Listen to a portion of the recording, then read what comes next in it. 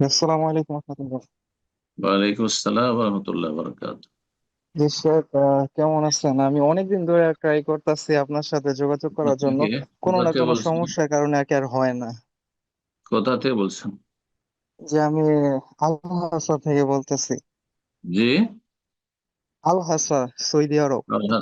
আল্লাহ হাসান বলেন, আচ্ছা। জি।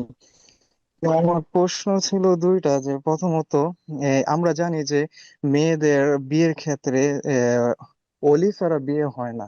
হুম। তো এমন অবস্থায় যে অলি যদি ভরণ পোষণ না দেয়, ওই ক্ষেত্রেও কি অলির প্রয়োজন? ধরেন ডিভোর্স হয়ে গেছে কিন্তু ভরণ পোষণ দেয় না। এমনি যোগাযোগ হয় কিন্তু ভরণ পোষণ আর কি দেয় না। হ্যাঁ, তারপরে বলি। তারপরে ভরণ পোষণ বলি দ্বিতীয়। হওয়ার জন্য ভরণ পোষণ শর্ত নয়। ভাই হয়তো আহ, অলি, বাবা। বাবা না ভাই? বাবা বেঁচে আছেন? জি বাবা। বাবা।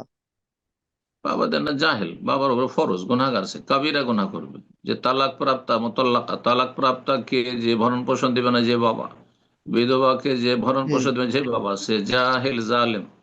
ইন্নাহু কানা যালুমান জাহুলা, তার উপর ফরজ কিয়ামতের দিনে জাহান্নামে যেতে হবে। জি। আল্লাহ হিদায়াত দান জি, করুন। এমন তো অবস্থায়ও মানে অলি নামাজি, থাকবেই। নামাজি না বেনামাজি? আহ এটা সঠিক জানি না, মানে এখন না, কি ওইটা আগে অবস্থায় জানতে আছে, হবে, নামাজ ওটা পড়ে জানতে কিনা। হবে। বাবা যদি বেনামাজি হয় তো সে ওলি নয়, সে অযোগ্য। জি। কথা বোঝা গেছে? নাস্তিক জি। হয়, সেকুলার হয়, হ্যাঁ, কাফের হয়, হ্যাঁ, মুরতাদ হয়, তাহলে সে ওলি না। অন্য কেউ, যে নামাজি, ভাই নামাজি, চাচা নামাজি, সে ওলি হবে। জি। আহ তারপরে প্রশ্নটা ছিল, আমি শুনছিলাম যে তালাকের ক্ষেত্রে যে তালাক কি মানে তিনবার, যে একবার জীবনে শুধু তিনবারই তালাক দিতে পারে, একবার দিলে মানে এটা কি মানে তিনবার থেকে একবার মানে হয়ে যায়, মানে হ্যাঁ, হ্যাঁ, পরবর্তীতে শুধু আর সারা দুইবার জীবন। দেওয়ার থাকে জি, এরকম? জি, জি। 40 বছর পরে একটা তালাক দিচ্ছে, 40 বছর আগে একটা দিয়েছিল, দ্বিতীয় হয়ে গেল। আর 20 বছর পরে একটা দিল, হয়ে গেল।